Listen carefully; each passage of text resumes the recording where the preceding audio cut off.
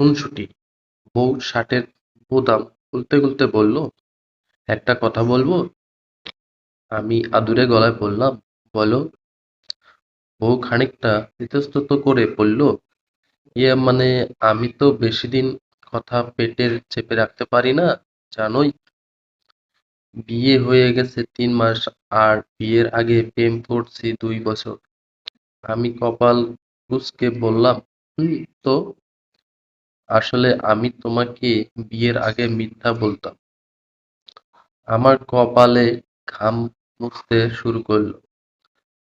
মিথ্যা বলতো কি এমন সত্যি ছাপিয়ে গেছে যেটা বিয়ের পর বলতে হচ্ছে? আমি মুখে যথেষ্ট গম্ভীর ভাব এনে বললাম, কি মিথ্যা বলতে?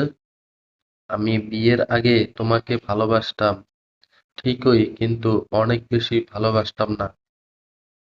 অথচ ফোন রাখার আগে প্রতিবারেই বলতাম, I love you more the my life. আমি ইতস্তত স্বস্তির নিঃশ্বাস ফেললাম। বিষয়টা হেসে উড়িয়ে দিয়ে বললাম, আরে ওসব তো ফর্মালিস্টিক, সবাই বলে। বউ অনেক আগ্রহ নিয়ে জিজ্ঞেস করলো, ও, তার মানে তুমিও শুধু ভালোবাসতে, অনেক বেশি ভালোবাসতে না? সঙ্গে সঙ্গে উত্তর দিলাম, না। না বোধক উত্তর দেওয়ার সাথে সাথে রুমের পরিবেশ পাল্টে গেল। আমি স্পষ্ট দেখতে পেলাম রোমান্স জানলা দিয়ে পালানো, আর কেয়ামত ঘরে ঢুকলো। আমার কপাল পুরোনায় ঘামতে শুরু করলো, গলা শুকিয়ে কাঠ গেল। এত বড় ভুল আমি কিভাবে করলাম? বউয়ের অগ্নিমূর্তি দেখে কলিজার পানি উবে যাবে না এমন পুরুষ খুব কমই আছেন।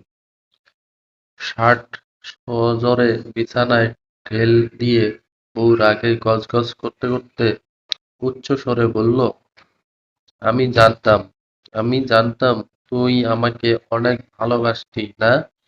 আমি ঠিকই তোকে অনেক ভালোবাসতাম। তোর মনে কি ছিল শুধু সেটা জানার জন্য ওই কথাগুলো বলেছিলাম। বিশ্বাস করেছিলাম তোকে। এই বিশ্বাস নিয়েই 2 বছর প্রেম করেছি, 3 মাস ধরে সংসার করছি, কিন্তু হায়, সবই মিথ্যা ছিল। বউ ফুঁপিয়ে ফুঁপিয়ে কাঁদতে কাঁদতে অন্য ঘরে চলে গেল। ধড়াম করে দরজা লাগানোর শব্দ পেলাম। আজ রাতে আর ওনার স্পর্শে যাওয়া সম্ভব হবে না। কি কপাল আমার! বউ আসলে বউই হয়। বউয়ের মতো কৌশলী আর কেউ নয়।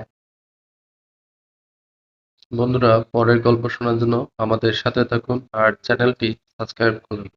ধন্যবাদ।